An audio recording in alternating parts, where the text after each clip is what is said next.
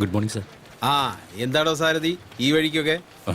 ആ പറയേ, പുതിയ കഥ എന്തെങ്കിലും എഴുതിയിട്ടുണ്ടോ? അതെ സർ. സർ, ആ കണ്ടിട്ട് പകുതി പോലും ആയിട്ടില്ലെന്ന് തോന്നുന്നല്ലോ. വായിച്ചു നോക്കൂ സാർ.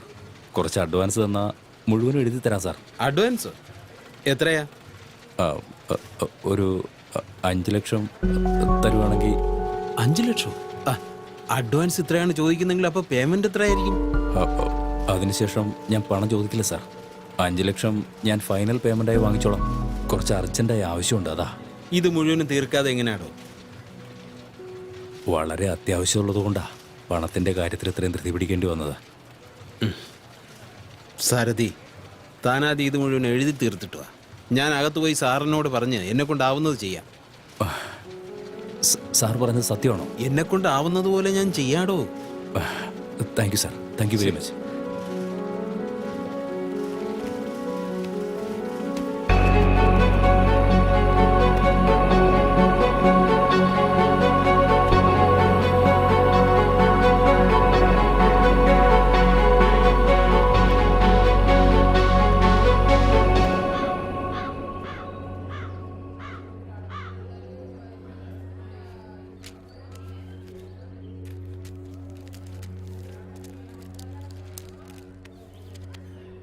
എന്താ ചെയ്യേണ്ടെന്ന് പറ.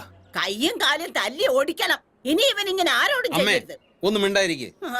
ആ ലെറ്ററൊക്കെ നിങ്ങളും കണ്ടതല്ലേ? പാതിരാത്രി മതിലിന്റെ മുകളിൽ കൂടെ ചാടി കയറിയതാ. വീട്ടിൽ 3 പെൺകുട്ടികളുള്ളതാ.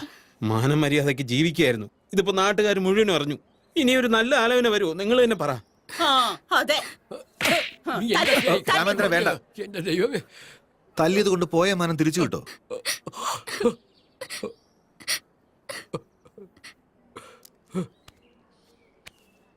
തനിക്ക് തീർപ്പൊന്നുമില്ലെങ്കിൽ രണ്ടുപേരുടെയും കല്യാണം അങ്ങ് നടന്നു.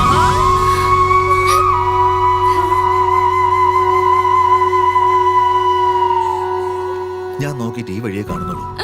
ഇപ്പൊ തന്റെ മാനം കാക്കണമെന്നുണ്ടെങ്കിൽ, നാട്ടിൽ ഇനി ഇങ്ങനെ ഒരു കാര്യം നടക്കണ്ടെന്നുണ്ടെങ്കിൽ നമുക്കിതൊക്കെ നടത്താം. ഞാൻ ചെയ്യില്ല.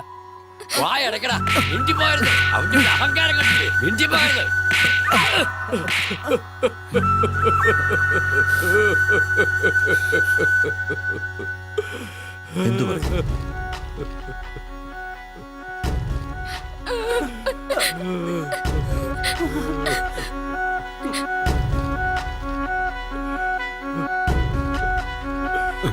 ശരി. ചേച്ചി, എന്റെ ദൈവമേ, എന്റെ കൊച്ചിന്റെ ജീവിതം നശിച്ചു പോയല്ലോ.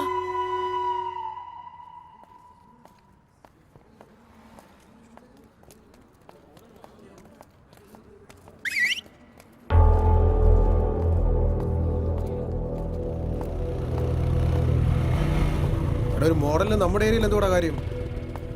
അല്ലടാ, അത് മോഡലൊന്നും അല്ല. അല്ലടാ, അത് മോഡൽ തന്നെയാണല്ലോ. നോക്കാം.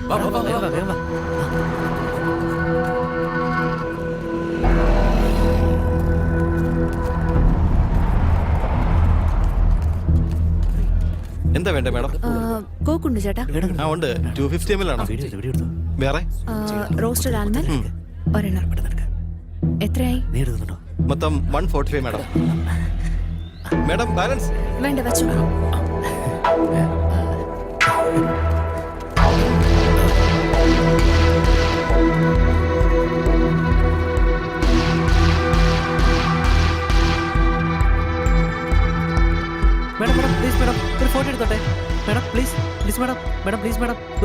നീ നിന്റെ മോന്ത കണ്ണാടി കണ്ടില്ല.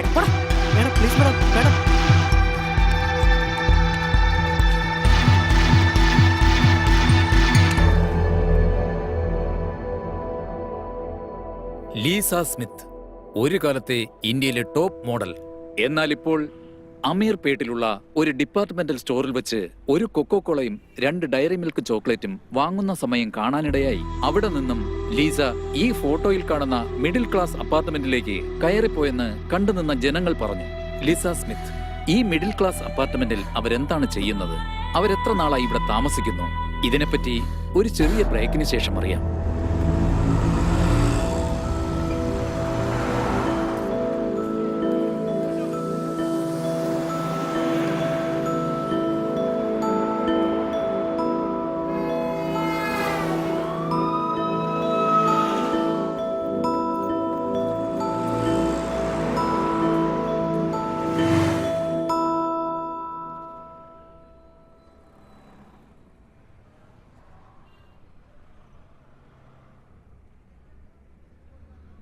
ഓണർ റേറ്റ് 12 ലക്ഷം. ആ വീട് കാണണമെന്നുണ്ടോ?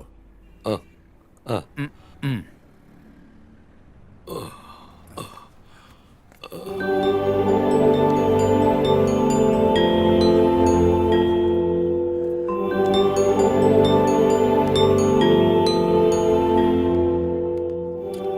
ഇവര് ഈ വീട്ടിൽ വാടകയ്ക്ക് താമസിക്കുന്നവരാ. ഒരാഴ്ചക്കുള്ളിൽ കാര്യമാക്കിട്ട് പൊക്കോളും. ഡാ, നിന്റെ അമ്മ എവിടെ?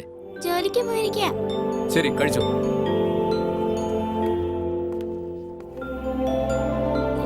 10 ലക്ഷം ആണെങ്കിലോ? 12 ലക്ഷത്തിൽ നിന്ന് 1 പൈസ പോലും കുറയില്ല.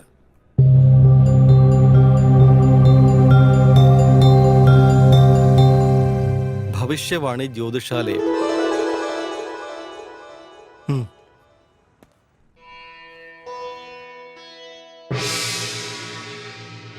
വരൂ, ഇരിക്കൂ.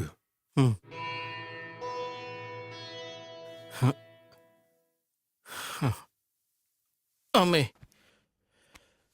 സ്വാമി,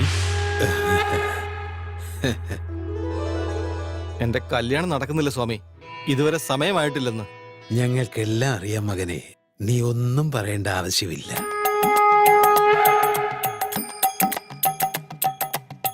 നിനക്ക് ദൈവത്തിന്റെ പേരായിട്ടിരിക്കുന്നത്. അദ്ദേഹത്തിനാണെങ്കിൽ 1-ൽ കൂടുതൽ ഭാര്യമാരും ഉണ്ട്. അതെ സ്വാമി, എന്റെ പേര് വെങ്കടേശ്വരനാ. അറിയാം മകനെ, നിനക്കിപ്പോ ഏകദേശം 30 വയസ്സാകാറായി. അതെ സ്വാമി, 29. പ്രായമായിട്ടും കല്യാണം നടക്കുന്നില്ലല്ലോ എന്ന് വിഷമം. അതെ സ്വാമി. സ്വാമിക്ക് നിങ്ങളുടെ കൈ കാണിച്ചു കൊടുക്ക്.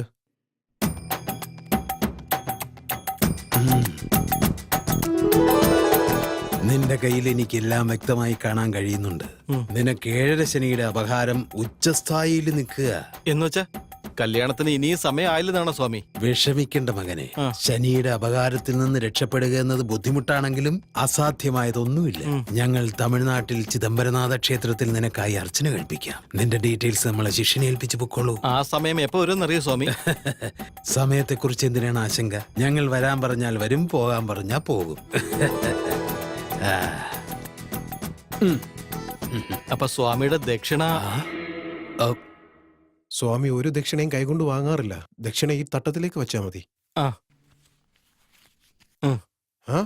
100. ശനി എന്ന് പറഞ്ഞത് സാധാരണ ശനിയല്ല. പല വർഷങ്ങളായിട്ടുള്ള ശനിയുടെ അപഹാരമാണ്. ചിദംബരം അമ്പലത്തിൽ ഹോമം നടത്തണം. 4000 രൂപയാവും. 4000 രൂപയോ? അത്രയൊന്നും ഞാൻ കൊണ്ടുവന്നിട്ടില്ല.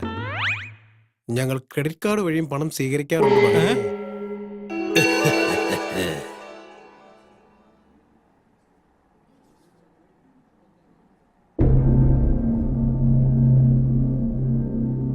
അളിയാ, സൂപ്പറായിട്ടുണ്ടാ. നീ ആള് കൊള്ളാലോ. ഇതെങ്ങനെ ഒപ്പിച്ച്? ഡാ, എനിക്കൊന്ന് അയച്ചതാടാ പ്ലീസ്. ഇപ്പൊ വേണ്ട, അതിന് ഇനി സമയമുണ്ട്. ഒന്ന് അയച്ചതാടാ. സൈലൻസ്. ഇത് 2nd ഫ്ലോർ പ്ലാനാ. ലിഫ്റ്റിന്റെ ഓപ്പോസിറ്റ് പ്ലേസ് നിങ്ങൾക്ക് വേണ്ടി ബ്ലോക്ക് ചെയ്യാം. പക്ഷേ ബാക്കിയുള്ള ആളുകൾ പ്രഷർ തന്നുകൊണ്ടിരിക്കുക. നിങ്ങൾ പെട്ടെന്ന് തന്നെ ബ്ലോക്ക് ചെയ്ത് അഡ്വാൻസ് തന്നാൽ വളരെ നന്നായിരിക്കും. അയ്യോ സാർ, വേണ്ട. ഞാൻ എങ്ങനെയും മൺഡേ തന്നെ അഡ്വാൻസ് തരാം. സാർ എനിക്ക് എന്നെ കൺഫേം ചെയ്തോ? ഉറപ്പാണല്ലോ? ഉറപ്പാണ് സാർ. ശരി, എന്നാ മണ്ടേ കാണാം. ശരി സാർ. Thank U.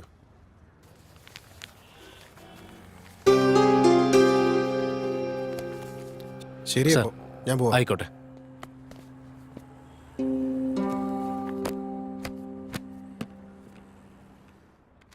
അല്ല ചോട്ടു, നിന്റെ ഓണറിന് എന്തു പറ്റി? ഭയങ്കര ഗൗരവത്തിലാണല്ലോ.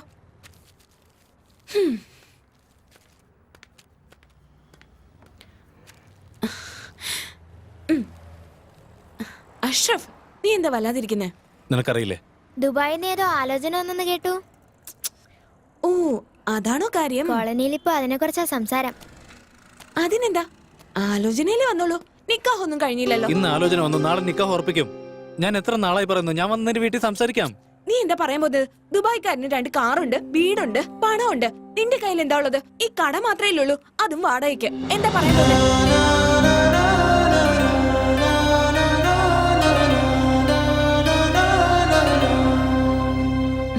ഞാൻ പറയുന്നൊന്ന് കേക്ക് അഷ്റഫ്.